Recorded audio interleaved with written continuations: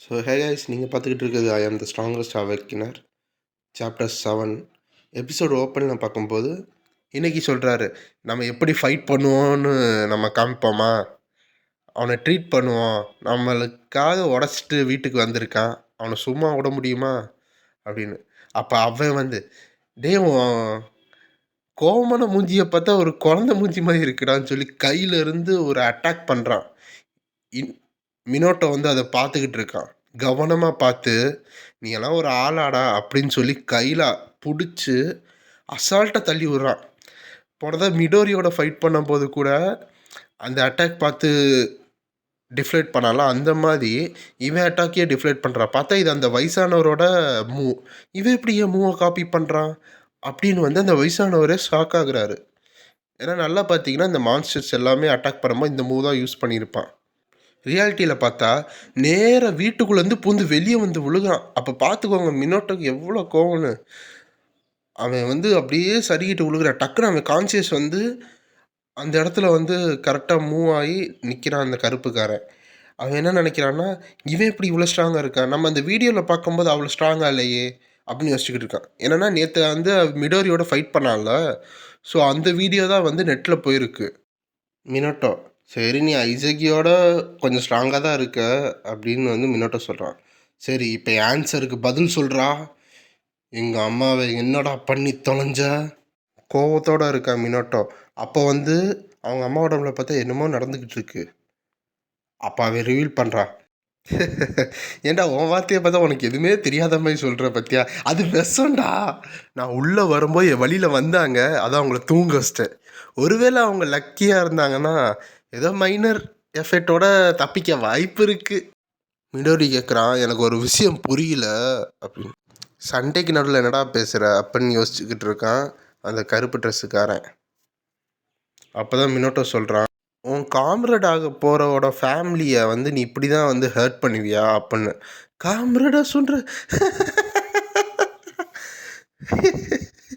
நீ என்ன பைத்தியமா அப்படின்னு சொல்லி பின்னாடி வந்து ஒரு ஸ்லாஸ் அடிக்க வரான். பட் மினோட்டோ அசால்ட்டாக வந்து டாச் பண்ணிடுறான்.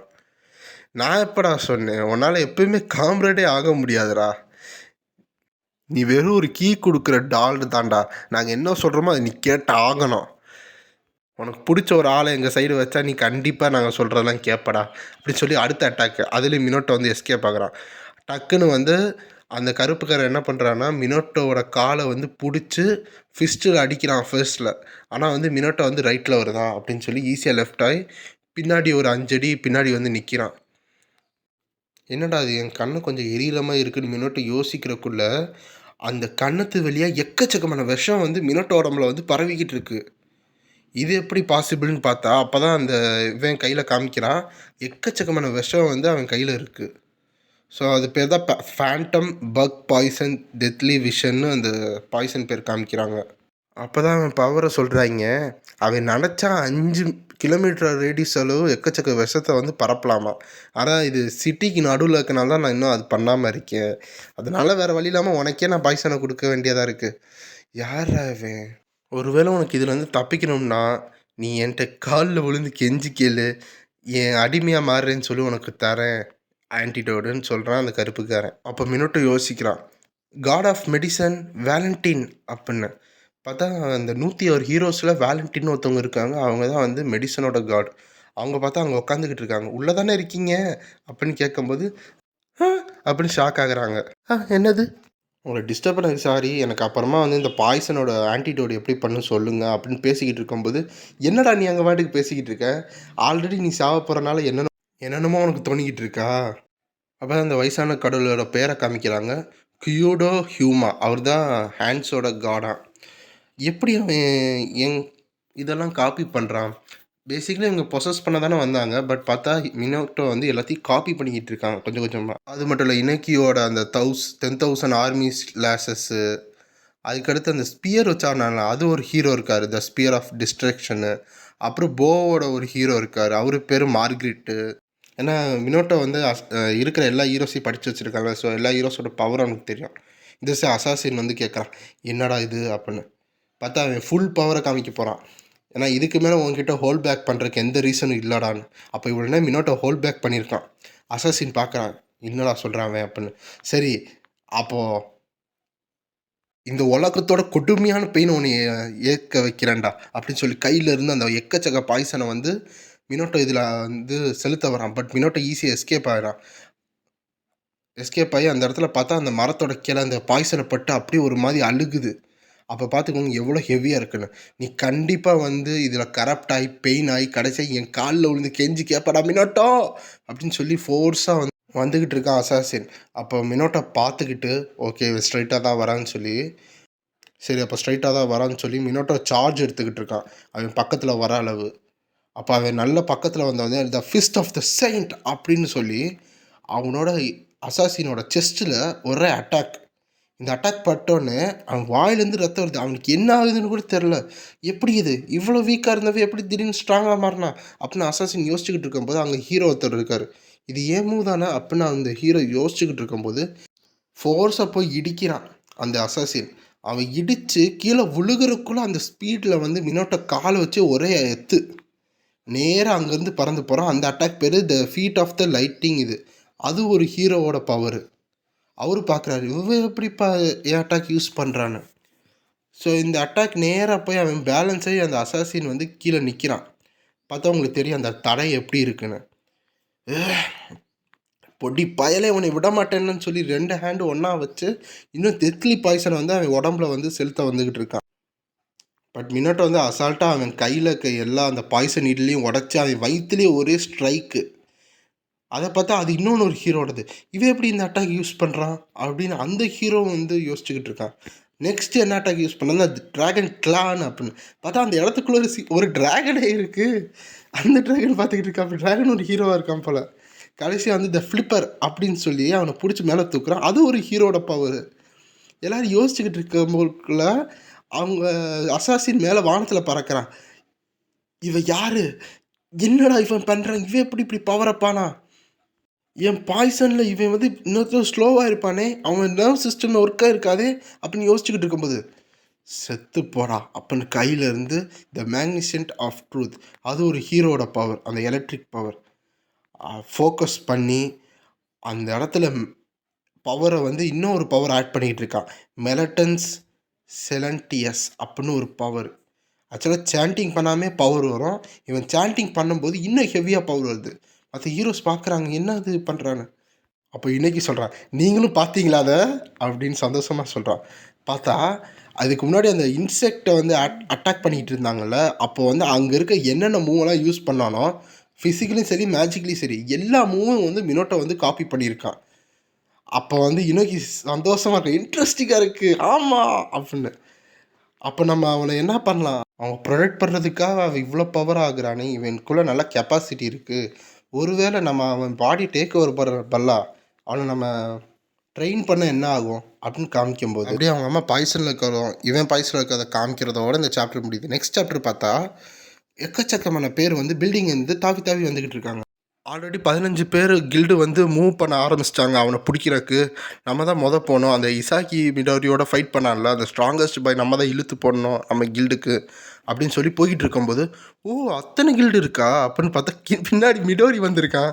ஏதோ ஹைடா தம்பி அப்படின்னு 15 கில்டுனா அப்போது சொல்லி கையிலேருந்து பவர் எடுத்து நீங்கள் தாண்டா கடைசி ஆளுன்னு சொல்கிறான். அப்போ பார்த்தா 15 கில்டையும் வந்து மிடோரி ஒரு ஆளாக மொத்தமாக முடிச்சிட்டான் போல். ஸோ சார்ஜ் எடுத்து மொத்தமாக வந்து எல்லாத்தையும் டிஃபீட் பண்ணிக்கிட்டு இருக்கான் மிடோரி. அப்புறம் தான் பார்க்குறான் ரின் என்னாச்சு அப்படின்னு ஃபோன் பண்ணி பார்த்தா பின்னாடி எக்கச்சக்க காக்கா இருக்குது. அதான் வந்து அந்த சிசிடிவி கேமரா மாதிரி. அப்போ ரின் வந்து சொல்கிறாங்க நான் வந்து இங்கே வந்துட்டேன், இங்கே ஒரு அவைக்கினஸ் வந்து பக்கத்தில் இல்லை, ஆனால் என்ன ரின் அப்படின்னு மிடோரி கேட்குறான். நம்மளுக்கு முன்னாடி ஒருத்தன் வந்து வந்திருக்கான் போல் அப்படின்னு. யார் வந்திருக்கா அப்படின்னு யோசிக்கும்போது அது ஒரு எஸ் ரேங்க் ஹண்டர் ஹைன்டாய் கொரோரோ, அந்த பாய்சன் யூசர். ஆனால் அவன் வந்து மிடோரியை பார்க்க வந்திருக்கான் அப்படின்னு பார்த்தா இங்கே வந்து டிஃபீட் ஆகிருக்கான். அதையும் வந்து மிடோரிட்ட வந்து சொல்கிறான் அவன் வந்து டிஃபீட் ஆகிட்டான். என்னது அப்படின்னு மிடோரி யோசிச்சுக்கிட்டு இருக்கான். அப்புறம் தான் வந்து பார்த்தா அவன் வந்து கருகி போய் கிடக்கிறான். ஸோ கட்டி போட்டு பரவாயில்ல என் காம்ரேடுக்கு இந்த மாதிரி ஒரு அட்டாக்லாம் நல்லா பண்ணுற அப்படின்னு. ஸோ மிடோரி வந்து கேட்க இல்லை அந்த பாய்சன்லேருந்து நாங்கள் வந்து தப்பிச்சிட்டோம், எங்கள் அம்மாவும் வந்து இப்போ நல்லா தான் இருக்காங்க அப்படின்னு வந்து மினோட்டோ சொல்கிறான். அப்போ தான் அங்கே இருக்க ஸ்பேஸை வந்து காமிக்கிறாங்க. அங்கே வந்து பார்த்திங்கன்னா இவர் கேட்குறாரு இனோக்கி, வேலண்டினா நீ மட்டும் இங்கே இல்லைன்னா அவங்க ஆல்ரெடி புத்தா பார்க்க போயிருப்பாங்க. நான் கேட்குறேன் டைராயிட்டே அப்படின்னு வேலண்டினா சொல்கிறாங்க. அப்புறம் தான் காமிக்கிறாங்க வேலண்டினாவும் சைக்கோ மாதிரி வந்து உட்காந்து அந்த ஆல்ரெடி அன்கான்சியஸாக இருந்தால அந்த அசாசின் அவன் உடம்புலேருந்து பாய்சனை எக்ஸ்ட்ராக்ட் பண்ணி அதை ஆன்டிடோட் பண்ணிகிட்டு இருக்காங்க. அக்கம் பக்கத்தில் எல்லாம் சைக்கோவாக தான் இருக்காங்க. அப்போ தான் மிடோரி சொல்கிறான், அந்த வீடியோ பற்றி எக்கச்சக்கமான பேர் வந்து நம்மளை வந்து அட்டாக் பண்ண வராங்க அப்படின்னு. என்ன சொல்கிறீங்க எக்கச்சக்கமான பேரா? இவன் வந்து சொன்னால் நீங்கள் அவனோட காம்ரேட்னு அப்படின்னு. கரெக்ட் தான். இந்த மாதிரி எல்லா பீப்புள் வந்து என் பேரை சொல்லிட்டு தான் வருவாங்க அப்படின்னு வந்து மிடோரி சொல்கிறான். அப்புறம் மிடோரி இன்னொன்று சொல்கிறான், ரின் நீ முடிச்சிட்டியா அப்படின்னு கேட்கும்போது முடிச்சிட்டேன். அப்போ தான் பின்னாடி பார்த்தா வீட்டில் இருக்க டேமேஜ் எல்லாத்தையும் வந்து ரிப்பேர் பண்ணிட்டாங்க. மிடோரி ஷாக் ஆகிறார், எப்படி அதுக்குள்ளேயும் வீட்டில் சரி பண்ணிட்டாங்களா அப்படின்னு ஷாக் ஆகிறான் மினோட்டோ. ஏன்னா அவ்வளோ க்ளீனாக புது வீடு கட்டின மாதிரி இருக்குது. சரி தம்பி நம்ம உள்ளே போய் பேசுவோமா அப்படின்னு மிடோரி கேட்குறான். எதை பற்றி அப்படின்னு மினோட்டோ யோசிச்சுக்கிட்டு இருக்கும்போதே எதிர்காலத்தை பற்றி. அப்போ சம்திங் ஆஃபர் வச்சுருக்கான் போல் மிடோரி. மினோட்டோ அதை கேட்டு முழிச்சுக்கிட்டு இருக்கான். ஸோ அடுத்த நாள் மார்னிங் பார்த்தா, நீ எதையும் மறக்கலைல்ல, உன் வாலெட்லாம் எடுத்துட்டல, நீ கண்டிப்பாக போய் ஆகணுமா, சார்ஜர் எடுத்துட்டியா அப்படின்னு கேட்குறாங்க அவங்க அம்மா. அம்மா ரொம்ப என்னை பற்றி வரி பண்ணாதீங்க, நான் நல்லா தான்மா இருக்கேன் அப்படின்னு. அப்போ தான் அவங்க அம்மாவுக்கும் அவங்களுக்கும் நடந்த கான்வர்சேஷன் எடுத்து காமிக்கிறாங்க. மிடோரி வந்து கேட்குறான், இந்த மாதிரி உங்கள் சன்னுக்கு வந்து ஒரு அன்டிஸ்கிரைப்ட் டேலண்ட் இருக்குது, அவங்கள எங்களை நம்பி விடுங்க, நான் வந்து உங்கள் மகனை நல்லா பார்த்துப்பேன் அப்படின்னு. ஆசம் ஜாலி ஐயா நான் அவங்களோட போகிறேன் அம்மா நான் போவேன் அப்படின்னு பார்த்தா அவங்க அம்மா வந்து ரொம்ப சோகமாக இருக்காங்க. ஏன்னா இப்போ நடந்த இன்சிடெண்ட்டு.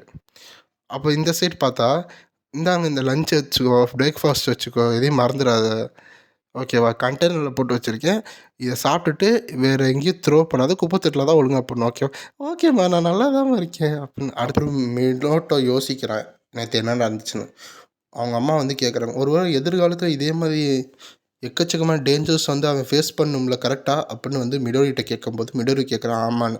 அப்போ என் சன்னு வந்து ஏற்கனவே வந்து இந்த மாதிரி லெஜெண்டரி ஃபவுண்டர்ஸாக மாறணுன்னு தான் ஆசைப்பட்டான். அவன் எக்கச்சக்கமாக ஸ்ட்ரகிள் பண்ணான், நானே அதை பார்த்தேன். இது ஒரு ஹானர் தான் நீங்கள் என் பையனை கூட்டிகிட்டு போகிறது.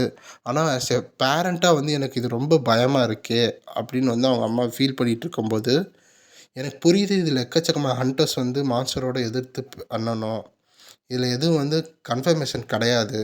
ஆனால் வந்து உங்கள் மகனை நான் வந்து கண்டிப்பாக ஒரு ஸ்ட்ராங்கராக மாற்றுவேன். எதில் வேணால் அந்த ஃபவுண்டர்ஸே வந்து அட்டாக் பண்ணாலும் அவன் தோற்க மாட்டான், அதளவு வந்து நான் ஸ்ட்ராங்கராக மாற்றுவேன் அப்படின்னு சொல்லும்போது, இசாக்கி சான் ரொம்ப நன்றி, நீங்கள் வந்து என் மகனை வந்து கூட்டிகிட்டு போகலாம் அப்படின்னு அந்த ஃப்ளாஷ்பேக் முடியுது.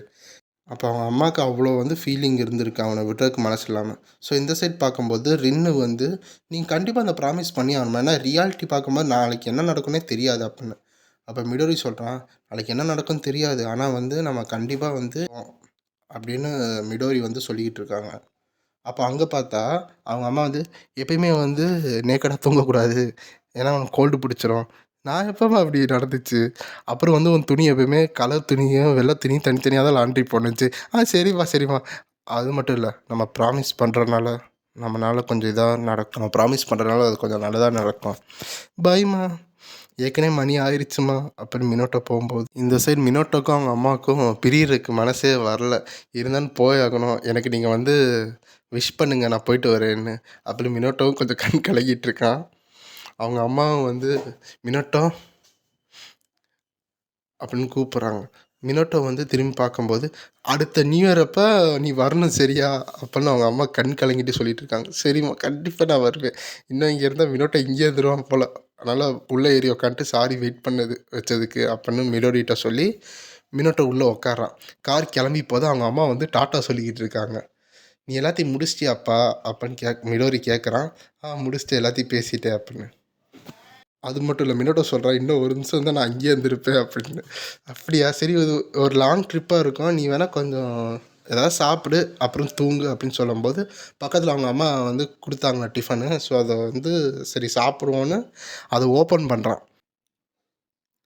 அப்புறம் அதில் என்ன இருக்கப்போ சாப்பிட்லான்னு அந்த ஸோ கண்ணகி கொஞ்சம் கொஞ்சமாக மெதுவாக ஓப்பன் பண்ணிக்கிட்டு இருக்கான். அப்புறம் அவன் பார்க்குறான், பார்த்தா அந்த லஞ்ச் பாக்ஸில் வந்து குட் லக் அப்படின்ட்டு இருக்கு.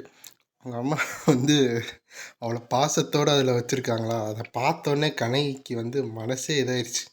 அப்போ ஃபீல் பண்ணுறவன் அவங்க அம்மா, அதாவது சோலோ பேரண்ட்டாக இருந்து அவங்க அம்மா வந்து எப்படி கண்ணகியை வந்து வளர்த்துருக்காங்க, அந்த மாதிரி எல்லாத்தையும் யோசித்து பார்த்து தேங்க்ஸ் ஃபார் த ஃபுட் அந்த ஒரு எமோஷ்னல் பாண்டிங் வந்து காமிச்சிருப்பாங்க. ஸோ இந்த மாதிரி உங்களுக்கு அப்படி இருந்துச்சுன்னா கமெண்ட் பண்ணுங்கள். கண்ணகி வந்து அதை ஃபீல் பண்ணிவிட்டு அழுதுகிட்டு சாப்பிட்டுக்கிட்டு இருக்கான். இது ரொம்ப நல்லா இருக்குது அப்படின்னு வந்து மினோட்டோ சொல்கிறான். ரின்னு வந்து பார்த்து கேட்டுட்டு அவங்களுக்கு தெரியும்ல இந்த பாண்டிங் எப்படி இருக்கும்னு. ஸோ அவங்க வந்து ரின்னு ஓட்டிக்கிட்டு இருக்காங்க. மிடோரி வந்து அதை ரசித்து அப்படியே படுத்து தூங்க ஆரம்பிக்கிறான்.